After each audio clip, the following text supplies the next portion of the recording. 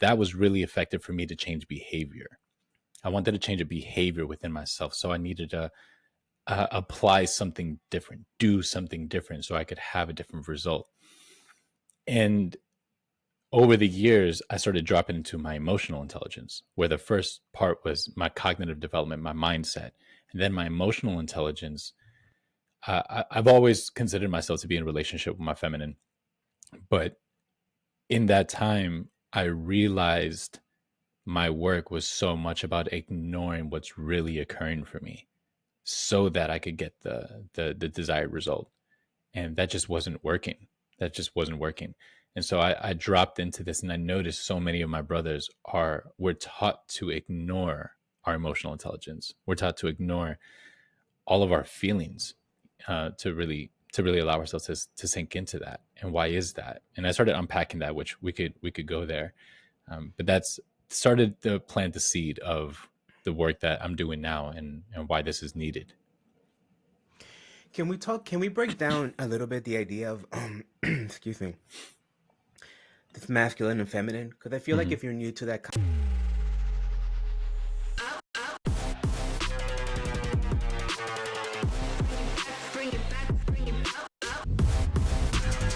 Welcome to The Ownership Game with Gary Montalbo.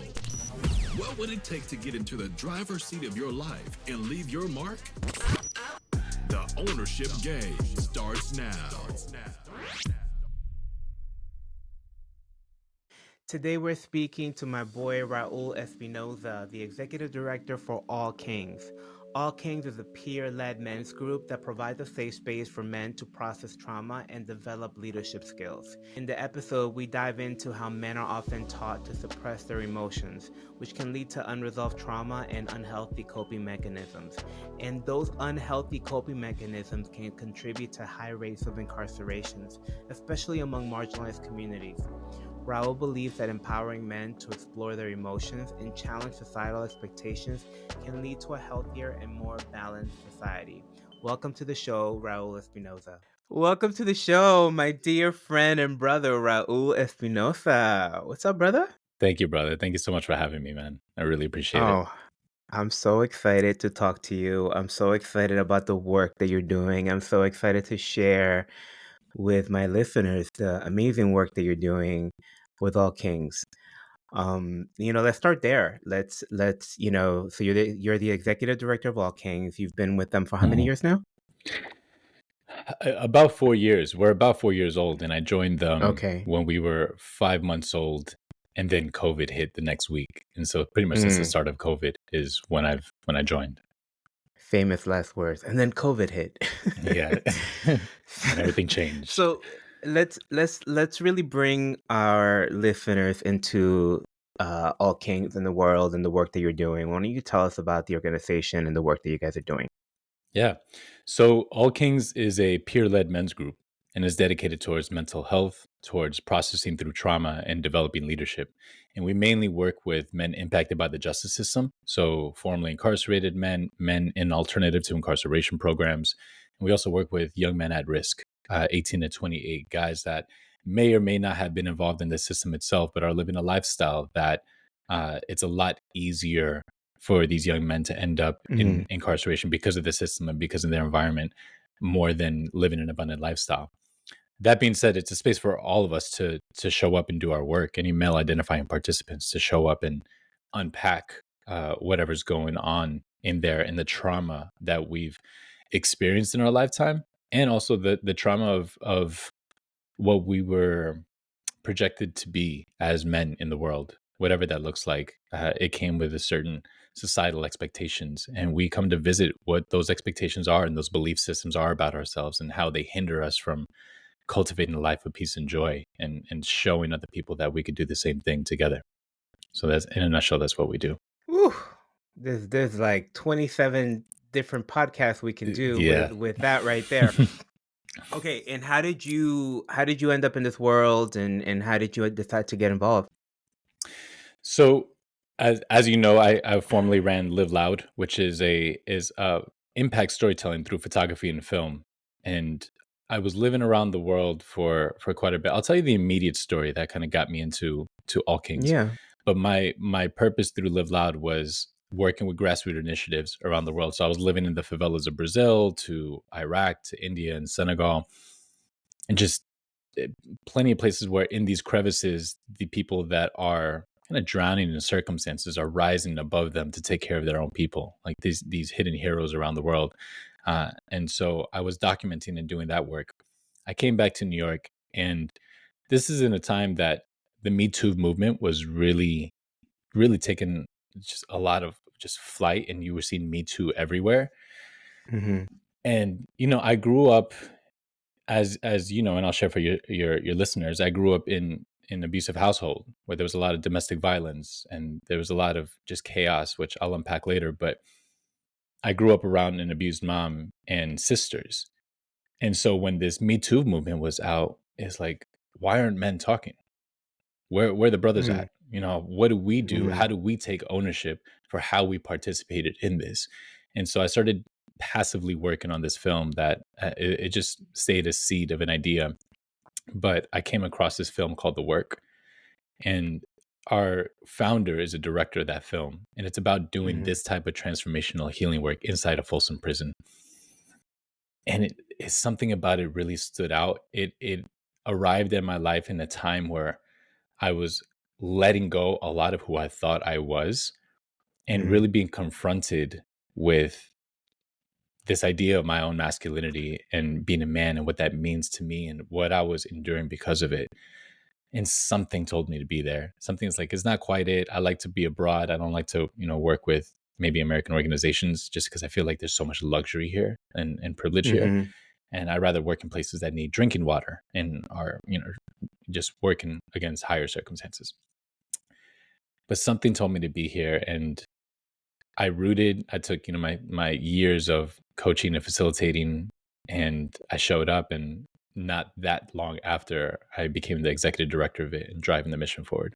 So you got there in a few months you were in charge. That's how I do. That sounds about right. Yeah. That Yeah. tracks. Yeah. Yeah.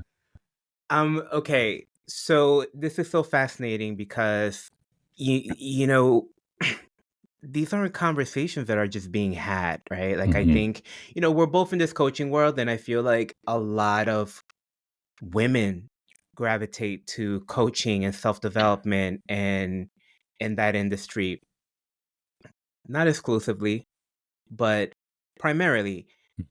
Men are a little harder to bring to the table and have these conversations and get vulnerable and peel the layers and look and all of that. And even as a society, on a societal level, that men are looking at what their role is and what that even means. Because let's face it, the world is changing so fast, and the programming or the conditioning or the socialization, whatever language you want to use, that we were brought up in, it's not even, or that our parents were brought up in, it's not even relevant anymore Hmm. because the world has Hmm. changed so much. So I love that you are creating this space where men can do this work. Because I think it's just so critical for us to have that space to do that, to get vulnerable, to get honest, and to just look honestly and see if this design that I was given isn't me anymore. Does it apply? Right. Yeah. I, Um. I think in my journey as a coach, I've been doing this transformational work for like 16 years now, back when we first met. And in doing this work, I saw the beginning stages of my coaching to be very masculine. It was very results Mhm. driven, action, reaction, Mhm. cause and effect, get it done, beast mode coaching. Like, Mhm. we're going to get to the other side and we're going to run through the wall and, Mhm. do whatever you need to do in order to get there. Yeah. And so And very effective with it. yes, I loved Like it. very effective with it. Like, you know what Yeah. I mean? Like, so it worked Right. It on some definitely level, worked. right? But Yeah. I think that's the thing. There was something, and we talk about masculinity, and I'm not talking about men and women because all men and women are both masculine and feminine. We both have both, and Mhm. I think there's this idea that men are supposed to be masculine and women are supposed to be feminine, and now we've branched out Mhm. of that, and you see so much variety within women to be embodying their masculinity or being in their feminine, this duality that it seems a lot more forgiving than men being in their feminine, Mm-hmm. which seems a little bit more taboo, especially depending on the environment you grow up in. But what I noticed in my first years of coaching was that that was really effective for me to change behavior. I wanted to change a behavior within myself. So I needed to apply something different, do something different so I could have a different result. And over the years, I started dropping into my emotional intelligence, where the first part was my cognitive development, my mindset. And then my emotional intelligence. I've always considered myself to be in a relationship with my feminine. But in that time, I realized my work was so much about ignoring what's really occurring for me so that I could get the desired result. And that just wasn't working. That just wasn't working. And so I dropped into this and I noticed so many of my brothers we're taught to ignore our emotional intelligence. We're taught to ignore all of our feelings to really allow ourselves to sink into that. And why is that? And I started unpacking that, which we could go there. But that's started to plant the seed of the work that I'm doing now and why this is needed. Can we break down a little bit the idea of excuse me, masculine and feminine? Because I feel like Mhm. if you're new to that concept, to layman's terms, it can almost sound like we're discussing excuse me, I'm clearly under the weather. So to layman's terms, it can sound sexual. Mhm. And when we're talking feminine and masculine, what can you go deep into that and kind of describe what we're talking about? Sure. So first, I want to premise this with I'm not trying to be right about any of this. Actually, a lot of the Mhm. men's work that I'm doing is the willingness to be wrong and the willingness to go and find out and just see what comes up. So I don't speak any of this stuff as fact. This is part of my own discovery. I think as men, we're very behind in understanding what this actually means for us because we're so rooted with how we are supposed to be out there and the success that's available for us out there. Like success is more of a carrot than peace and joy for men. Mhm. And I realized that when my coaching, I would work with women on just feeling empowered and feeling their joy and feeling this liberation and freedom. And for men, what was working for them is like, we're going to work on your success and your strength and like, Mm. doing what you need to do. And so this idea of masculinity So and so femininity, so so men focus on the result while women are looking for an experience? Is that it's a little bit so like masculinity, the way I visualize it, I see it is kind of like a linear movement is about progress, creation, Mhm. destruction, movement. Mhm. I am what I produce, provider, protector, that type of like old conditioning and brought into this day and age where we talk about toxic masculinity, but we're talking about patriarchal masculinity. We're talking about the men that rule the world, which is not myself. It's not people of color. It's not, like it's a different reality of what it is to be a man that we all to some level adheres to, and not Mhm. everybody, because I think a lot of even modern day masculinity was men forfeiting their masculinity to not be abusive, to not be toxic, to not be too much, and so the way I see masculinity is this linear type of thing where this feminine energy, I feel it is more inclusive. It's more I mean, nurturing is kind of a default word that we say to this, but it's conscientious. It's taking the different factors, it's balance, it's the harmony, is the here and now, while there's power and flame to move forward. But it's so much more sophisticated in my mind. Where in masculinity it could feel very boxed, and femininity there seems to be a little bit more of a harmony in both because in societal norms, women are more taught or it's more available for them to more accepted for them to be in their emotions. And the way I also take a look at this is that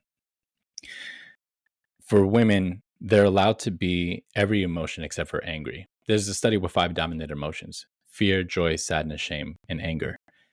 And so a woman can, if she's happy, perfectly normal. If she's sad, I get it. If she's afraid, cool. Society, like in society, that's accepted. Is the damsel just stressed? Not to say any of this is right, but I'm saying in societal norms, that's what's there. But if she's angry, she's bitchy, she's dramatic, she's Mhm. problematic. Men are the opposite.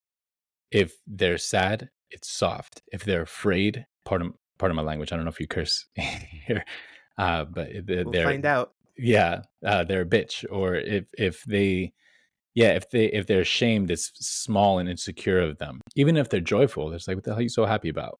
We're all jolly for.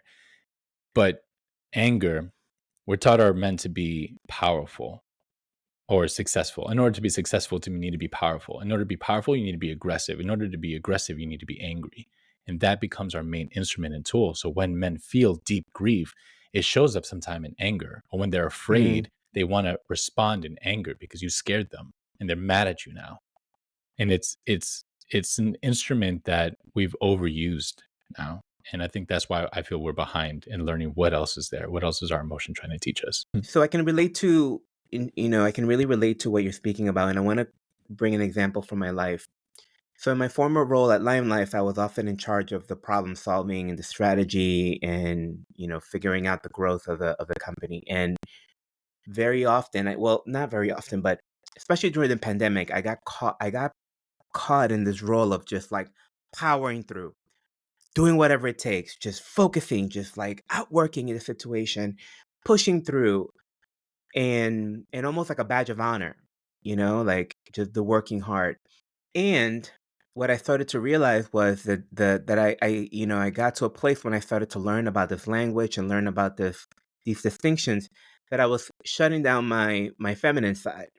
That the things that I needed to solve the problem, like creativity, Mhm, like play, mhm, right? The innovation that was really gonna get us out of the jam or take us to the next level, that are qualities that are typically more feminine. mhm, I was not addressing. I was like not feeding that side of me. I was just feeding the side that was just like the push, the work hard, the dominate the problem, that take it. And it, but that wasn't the thing that was going to solve it. mhm, What needed was fresh ideas. What needed to come out was innovation. What needed to come out was play and creativity and flow. mhm. And one of the I led a lot of my sales field and the thousands of people, and during the pandemic I went head down to solve the problems where there were many. I was like, Mhm, okay, you got to keep the warehouse open, you got to keep the products coming in, because mhm. now more than ever, these ladies need their businesses, they need to make money, they need to keep, this was especially at the beginning, there was like layoffs and like, economic uncertainty, all of it, right? So I went like this. But what was also needed was connection, letting them know everything was going to be okay, taking Mhm. the time to hear, listen, taking the time to connect with them. That side of it at the end meant more to them than the actual, working, because what they experienced was actually a Right. disconnection. Like, oh, Gary's gone. Gary wasn't gone. Gary was just like, "Guess get this done. Mhm. Don't let this ship sink." Right. But they missed the person that they had come to know as the the shine, the lighthouse in the dark, Right. Right. And right? take in mind how common that is, right? To take in mind how many, maybe more so in our generation, but how many uh, of our peers say that their father wasn't around because they were working, or their father wasn't around for other reasons. Mm. And like, well, yeah, they were putting bread on the table. They were working to pay the bills and take care of their family. I'm talking about older society now, but like it Yeah, bleeds yeah. into this. Like we come from a product of that to some level of it, right? There's only so much in our ancestry that we've gotten away from that. And so there's, when push comes to shove, when we're down against the grit, I'm going to rely on what the deepest rooted truth I know to tap into.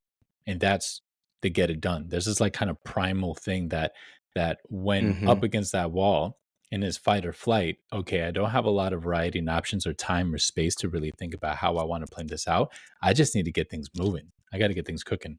And so there is that aspect of it that comes into the ingredients. Um, And again, I don't say that exclusively to men, because there's some women that are acquired. My mom was extremely masculine. My mom was more masculine than my dad.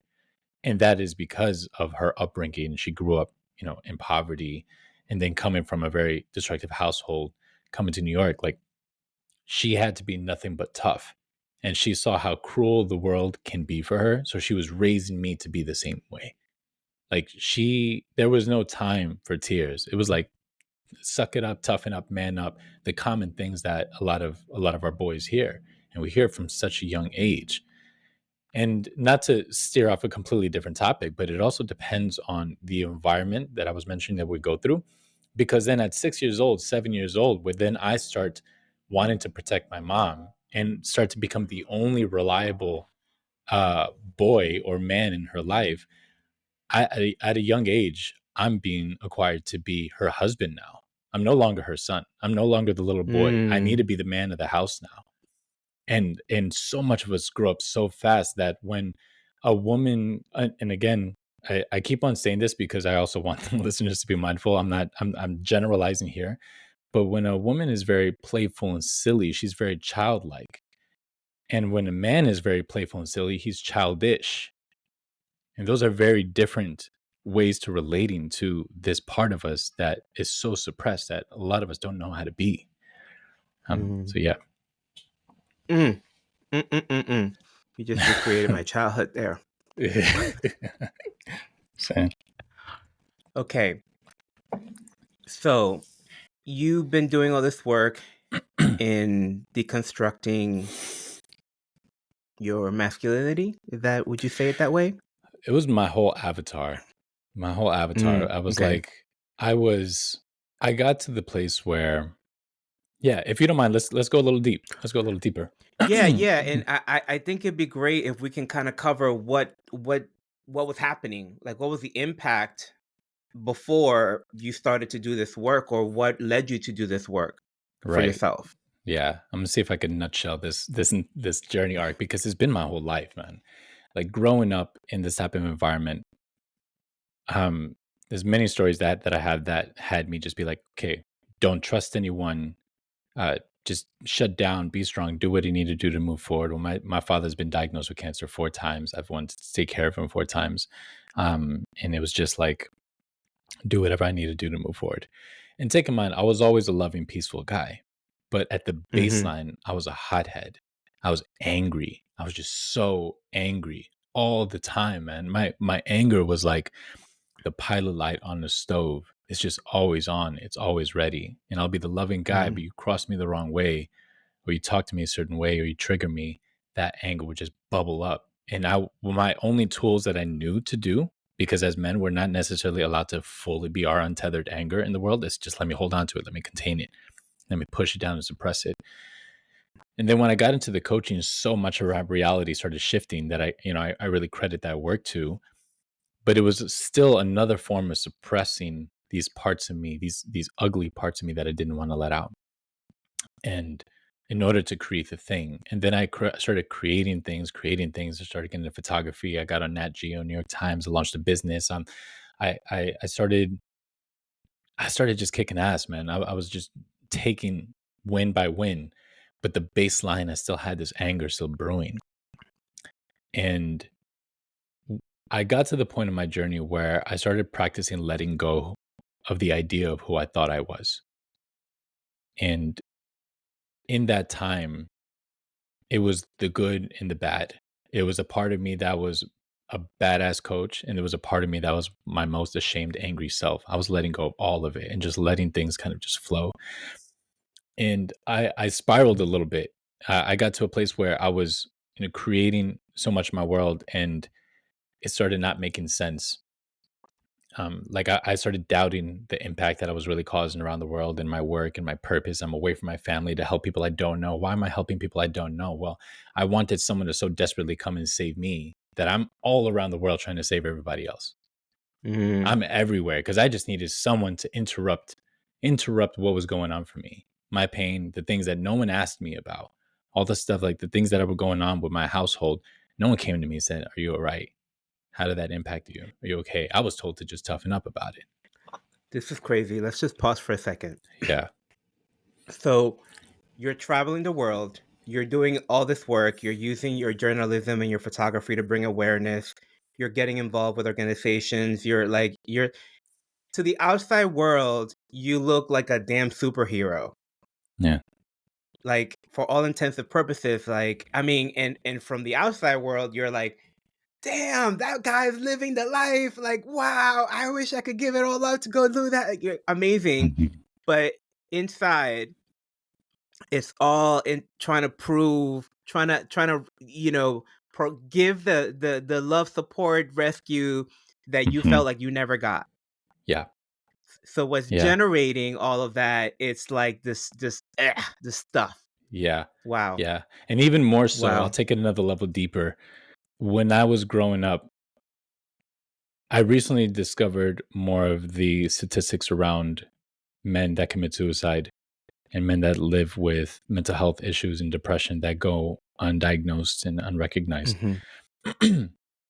And I remember when my father first got cancer and I was taking care of him. I did a year of like 22-hour days. Like no exaggeration, I would sleep about 2 hours a night in this first year that he was really really sick. And I didn't talk to anybody about it. I just kind of dealt with it. I Mm, just did what I needed to do. And for a good while, I wasn't suicidal, but I definitely didn't want to be around anymore. Like I was mm, just like, man, if God could plop right in front of me, I'd be like, I'm done. Cool. Like take me whenever you're ready. I'm good. I'm totally okay with leaving now.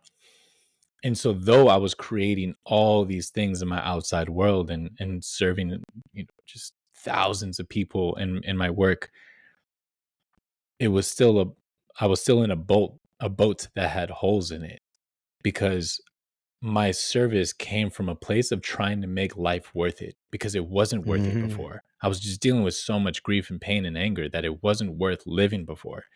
And oh, now I'm helping out. Now I'm alleviating suffering and I'm alleviating my own suffering while I'm at it.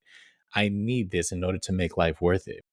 So the thing mhm, is that I was constantly creating to try to not desensitize, but to soothe this part of me that was just so tired.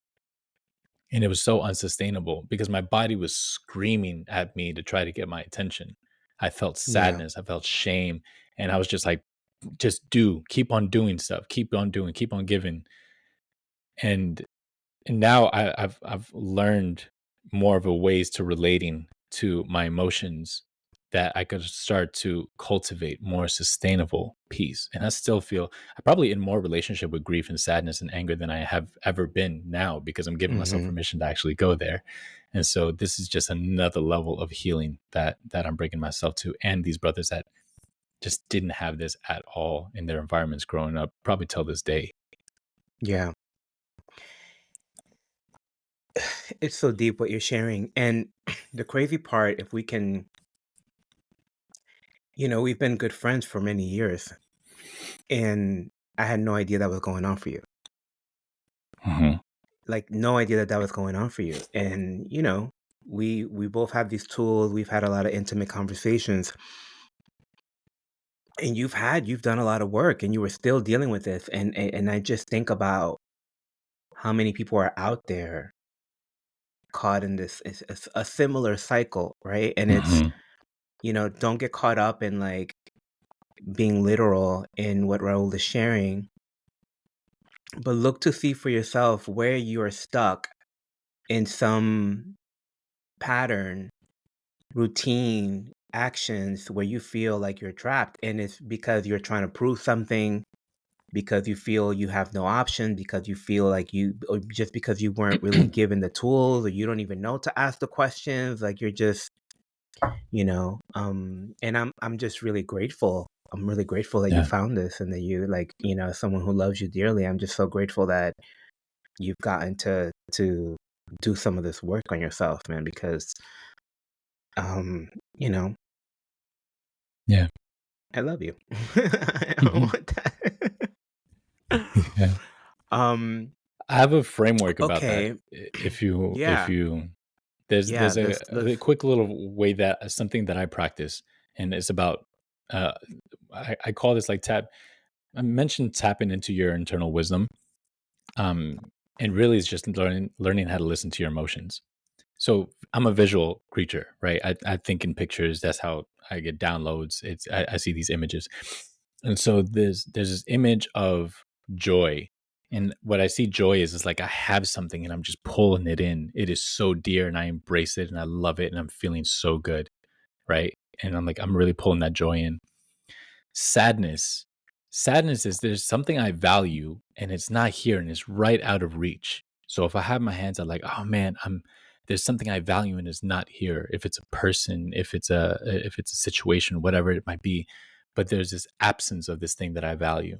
So that's what sadness is telling me. That's my radar of like, ooh, there's something that you value here that's not present for you, right? So And when you off experience sadness, that's okay. rather than, because I think people, and again, part of my language, people fuck it away or use it away or distract themselves away or drink it away, or they experience these things, and rather than be in a relationship, they're like, talk to me. What are you trying to tell me? It's like, oh, I feel sad. Mm-hmm. Let me try to feel better. Let me go to these Yeah. fixes that I have to alleviate this sadness.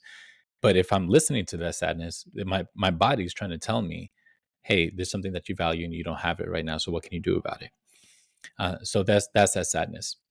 Shame is something, it's kind of like a skin that you don't want. You just want to peel this off of you. Just like you're trying to get rid of this. There's a part of how you're interacting with yourself that is out of integrity. There's a little radar in Mm. you that says, you're better than this, bro. This is not for you and what you're ultimately calling in. So listen, if I try to ignore shame and just try to let me just be confident and let me dilute this part that feels insecure. No, man, that's my body telling me there's something more for you here. Listen up. And anger is this thing that's outside of me that I resist. I just want to fight it. I want to confront it or run away from it. And what is this thing? Because it holds fear, it holds power over me. And that's why I'm angry at it. And so what is that out there? And what do you need to be in relationship with this?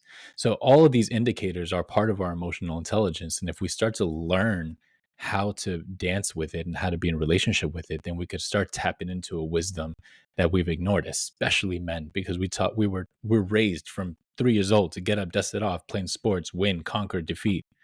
And we spent just decades just not paying attention to this part of us that's screaming for our attention.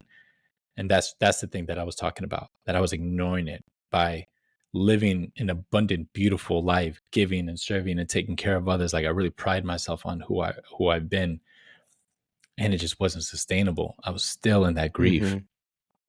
and I Yeah. still am, but it's okay because now I'm not just trying to paint over the rust. I'm being in a relationship with it. What what do you see opening up for you now, or what has opened up for you now since you have started to implement these tools? Like, how is life different? Hmm, that's a good question. Well, first, it's like doing any type of work. I walk into a deeper new room within myself. I'm like, look at the mess in here. Holy crap. Like Mm-hmm. I've had dirty dishes sitting out for years. I didn't even like, oh, there's so much to clean up here. There's so much to do. All right, how do I want to meet myself with this? Um, and so it's really contributed to my service to the world and what I offer, what I do, especially through All Kings, to work with these men that have been impacted by the system itself. It comes from trauma.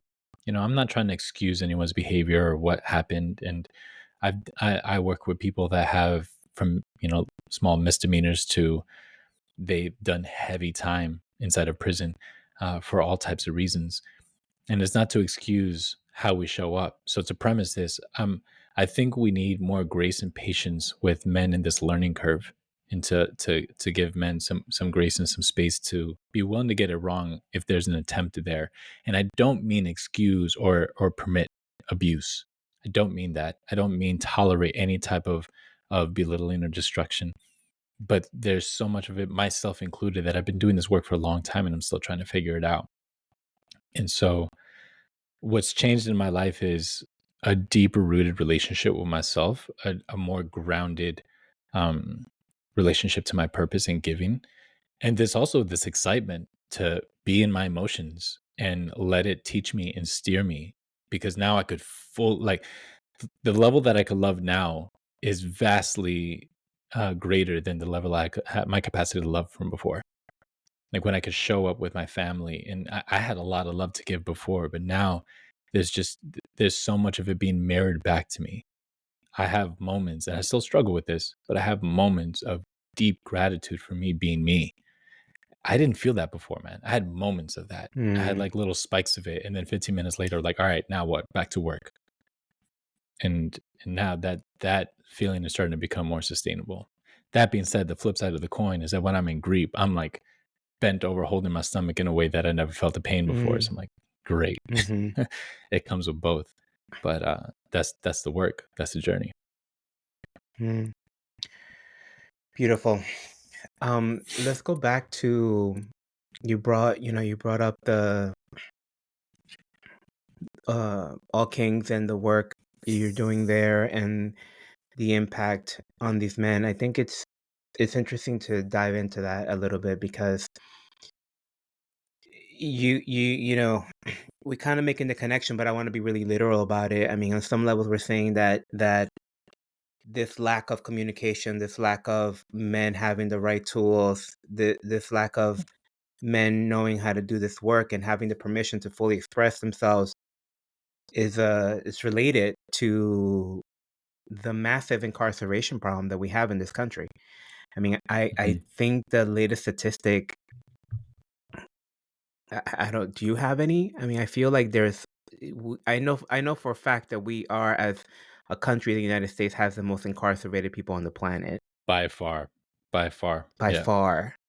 Mhm. Um, Not even just because of you the know, the amount of people here. I mean, like percentage per region of people that are incarcerated, and it's systematic oppression. It is, the US is, the last I remember looking at this, it was like 14% black, uh and about, or like 15% black, 13% Latino. Let's say that. So in this percentage of let's say 28% of the community that are people of color, we make up 75% of the incarceration system. And it's a vastly disproportionate amount of how many of our brothers that are locked up. And so I yeah. say this in relationship to this because when I said that, we say there's a saying, hurt people, as you know, we know Mhm. it comes from a lot of this trauma. It comes from a lot of ways that we're unmet. And we talk about the circumstances. Let's say you with Lime Life being in the pressure cooker to really deliver, me taking care of my dad with cancer, being the pressure cooker ready to deliver. Now let's take a world of more extreme poverty, violence, substance abuse, these environments that have been targeted and really diminished by the centuries and generations. And we're not going to get into the whole unpacking of how these neighborhoods came to be, but it was very intentional, and there's information there. And so when you have generations where fathers have been incarcerated for even like the smallest things, to being away from their families, and the mother is forced to work two jobs or try to do whatever to sustain, and handling it the best way they know how. I look for my father and my brothers in the streets. That's where I feel safe. That's where I feel protected. That's where I feel accepted. That's where I feel seen. And that's the only place I really know how to be. Like myself when I was growing up, man, like I'm not a hood dude at all. But like I grew up in this like feeling angry. Mom working two jobs. She's not really there. There's no money for after school programs. I'm wearing sneakers that were last year's old. I'm like I would put white out on my joints because they were so old. And we didn't have money for new ones. Like I was outgrown these sneakers. So like these things that I was just taught to endure, I didn't start having language for it to these last 4 years being with All Kings. And some that, again, to keep it very real with you, uh, there's trauma. I haven't used that word. Abuse, molestation, neglect. These are words that they weren't part of my vocabulary. There was just something that I dealt with before. And now it's like, Mhm. holy hell, there's all this stuff that I'm holding.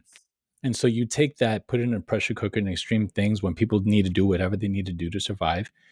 And in the instrument of being angry, people make decisions that in their mind was the best way they knew how to hold it.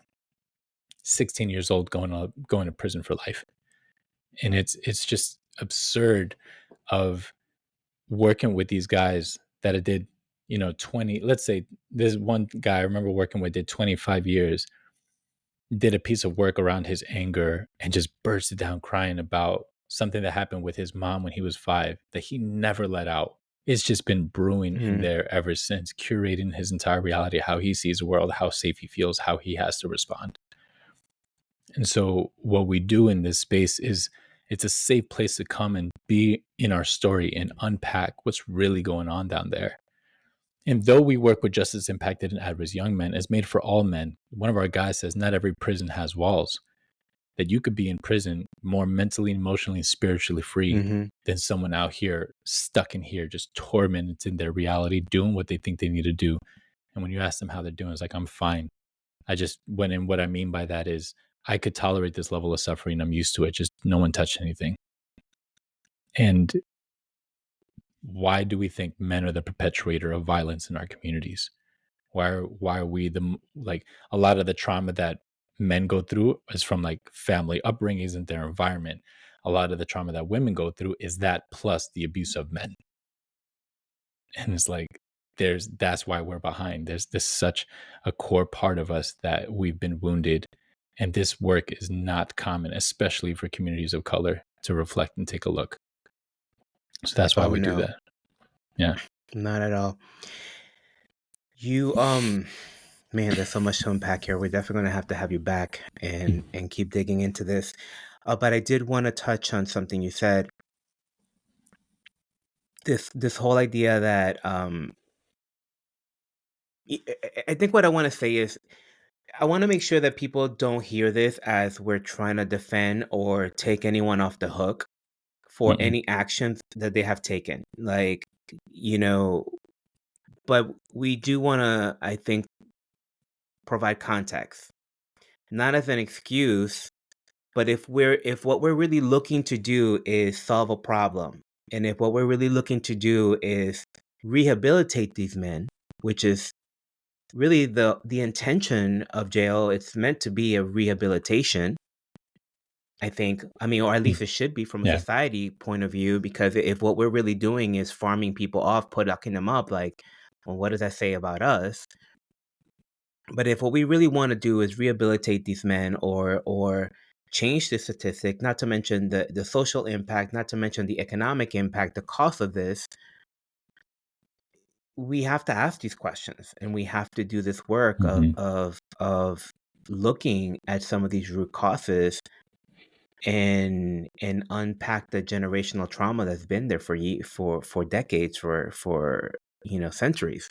Mm-hmm. So we're not trying to take anybody off the hook, but I think it's really necessary to look at this holistically and say there is a problem here, and the way that we're addressing the problem isn't working. It's not sufficient. We Mm-hmm. really do need to start having deeper conversations about how we're going to create a shift in this way, because it's just not working on so many levels, from the violence to the jails to the way that we're raising our children. I mean, we can go on and on and on about all the ways that this is not working.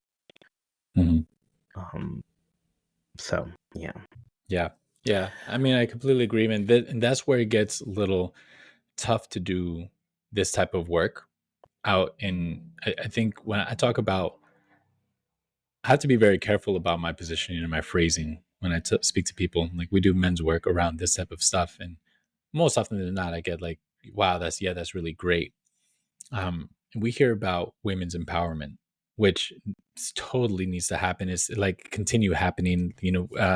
Women need to be given more power, more rights, more like I think the motion that we've been creating these last these last decade plus has been amazing progress, and we're so far from done with giving women their rights to power in multiple political forms and business forms and all that.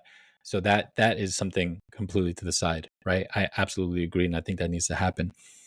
Um, and it takes something for that to occur. It takes also conscientious men to understand the balance or harmony that needs to be embedded into this. And in order to do that, we need to make space to educate and inform and empower masculinity in men. And that is so taboo to hear for people. Like, empowerment, no, men are already too much in power. I'm like, I'm not talking about that dominant power. I'm not talking about patriarchal power. I'm talking about informed and embodied power. I'm talking about feeling liberated within themselves. Because if you are oppressed, men or women or whoever, whatever gender you are, if you are oppressed, if you're going through the barriers and boundaries of your own limitations within your reality, how much joy or pain do you cause out in the world? Right? If you are struggling from any type of circumstance, be that internal or external, is going to reflect on how you operate in the world. And so we need to create a space for us, a safe place to go and be like, yeah, let's unpack that. And there's some really like unhealthy stuff that shows up on our weekend, but it's the first time the guy has courage to actually take a look at that belief and like, oh yeah, that belief doesn't work. And I've been believing that all along. And I get where it came from. I get the root of it now. Now something else becomes available. But if we don't make space for that, then it's kind of like I mean, we just get into the all types of positions on societal norms, but no one becomes right by just trying to defeat or belittle what we think is Mm-hmm. wrong. We have to understand why they're operating from that in the first place in order for us to create a behavior change and a culture change.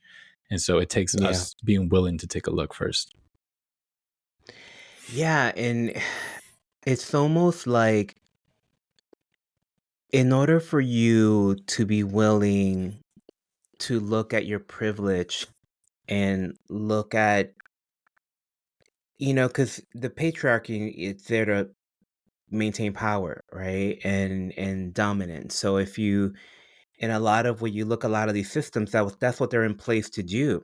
Hmm. So it's almost like if you're going to have a conversation about relinquishing power and relinquishing your dominance, you really, you almost can't do that without doing this type of work, Right. right? Because you have to have the conscientiousness, you have to have the openness, the vulnerability to Hmm. dismantle all that. And if we don't have these conversations, you're just going to be in instinct mode, which is going to have you trying to hold on to your Right. power and your dominance, because that's where your safety comes from, Right. right? That's where Right. your, so Especially if it it's really is working to like, some level for you, especially if you have, let's say you have a family, you have a home, you have a job. Man, I utilized my old programming to get me here. Now you want me to be vulnerable and risk it all? How is the world going to receive me this way? How am I going to be accepted? How am I going to sustain whatever I had to build? I had to be this in order to get here. You want me to jeopardize all of that by tapping into a yeah, different version? Like, and also the way that we've conditioned so much to suppressing these emotions. And I have this massive closet with all these stories and all this shame. You want me to open that thing up? Like, I'm good. I'm maintaining, so there it is a lot. It's terrifying to have to go it's to a these tall places. ask. Yeah, Yeah, because we also yeah. expect we're in a world where we're talking about how we want our men to be more emotionally attuned and vulnerable. We say that. And to be real, to be very real, man, like the world is not very open or accepting for men to fully be there. Because if I go and I cry the first day and the public be like, yeah, I mean, he was in touch with his emotions. That was really beautiful. By day 3, it'll be like, hey, I need you to be the man that I know you to be too. I'm also counting on you. And the only way I could be in my feminine is if you're in your masculine. You know what's wild? I recently dealt with this in my most recent relationship, where subconsciously, the more masculine and more in this ways like shut down or emotional or like just this contained, like don't need anything. I'm like in a sense of like in complete ownership of my world and not in this relationship. I'm like, I got me. Then she could be completely in her feminine. I'm like, I'm in both. And I've done a lot of work to Hmm. get in here. I'm not trying to forfeit that feminine part of me either, because it's taken me a lot of effort to be accepting of that part of myself. But the world is not Hmm. necessarily ready for that. So when we do work with our guys, by the end of our weekend, when we do our retreats and when we do our programming, we tell the men to put their shield back up. Like all this work that we did to take the shield down and put the armor down when we're walking out. The world is not ready for you this way. They're expecting you to come back the way that you came. So we need you to put the armor back up. The practice here is learning how to take it off. I can't wash my hands with gloves on. I have to learn, when can I take the armor off, cleanse, clear, replenish, do whatever I need to do. Take a look at my internal hemisphere, understanding in a safe container. And then when I'm done, let me go out, because the world is still expecting me to be a certain way. It's going to take me a while to really embed this practice in my reality. And that's the unfortunate truth. But if we meet each other with grace and patience and the willingness to be wrong and come to the table with these discussions, I think we can make a lot of progress. Wow. Well, I definitely want to have you back and just talk about how this dynamic plays in relationships and just do a whole episode on that kind of stuff. Yeah. That's what's gonna get fun. Yes. I got stories for that one too. Oh man, this was such a good conversation. And for me, on a personal level, it's like, as a gay man, I often have to eh, be in a conversation of, the norms of what masculine mean, or what being a man means, don't always Mhm. apply to me. And then also discovering in how many ways I still play into those, right? Because I've had to come to, when you come out, you kind of have to go, okay, I'm not going to play into the norm, because the norms don't really fit to me. But then I still find myself with the conditioning and playing out that stuff. So you're still in the matrix, if you will, even when you think you're stepping out of it. Yeah. Um, so this is a really juicy conversation. And we can keep exploring this. And thank you so much for hanging out with us and sharing your insights. You definitely will be back, brother. Yeah. I really appreciate you having me, and just having the space to think out loud and talk about this stuff. The more we can be discussion of confrontation with self, I think the more liberated we're going to be. So thank you for creating this. My pleasure. Can you share with our listeners where they can learn more about All Kings and where they can find you, sir? Sure. So our website is allkings.org. And yeah, we are on social media platforms, but we're really absent. We're a tiny team and we're growing. It's going to be a very exciting year. But if people want to get more information, it's allkings.org. They can check us out. And again, it's for all male identifying participants. We've had queer men, we've had trans men, we had non-binary. It's not exclusive to just men itself, but it is a men's group to unpack about how those conditions, like what you just shared, Gary, about, though you when you came out, you thought you forfeited it, but there's still some deeper coding. It's a space for all of that to just show up and for us to reflect and do our work. And so that's what we stand for. Yeah, it's a really beautiful website, really well designed. They've got some great stories in there of some of the people that have been through the program and some of the work they've done in their lives. And if your heart is inclined to do so, there's also a place for you to donate. Definitely, please go give these guys some money. They're doing really amazing work, and they're a very small team, and every little bit of this helps. Because it just allows more men to go through these programs and do this That's work right. and unpack this stuff and bring more healing to the world. So please go, go, go, go. All right, brother. I love you so much. Thank you so Love much you for too. being here, and we'll have you again soon. Thanks a lot, brother. Love you too. I hope that at no point did we come off as boohoo, poor men. That certainly wasn't my intention, and I don't believe that it was Raul's either. I think it's important to acknowledge that men have historically been in charge. And if we're going to have a serious conversation about making social change, we also have to examine the root. And that includes examining what it means to be a man and how some of the old programming has been both beneficial and in many, many ways harmful. The work of reflecting requires you to drop the armor and take ownership over the changes you want to see in yourself and others. And this process requires creating a safe space. This is true for women and men alike. Creating safety can come in many ways. Often it can come from the community of your friends and family, but more often than that, it has to be designed. by going outside of your social circles and yourself. There's a great deal of resources and books out there.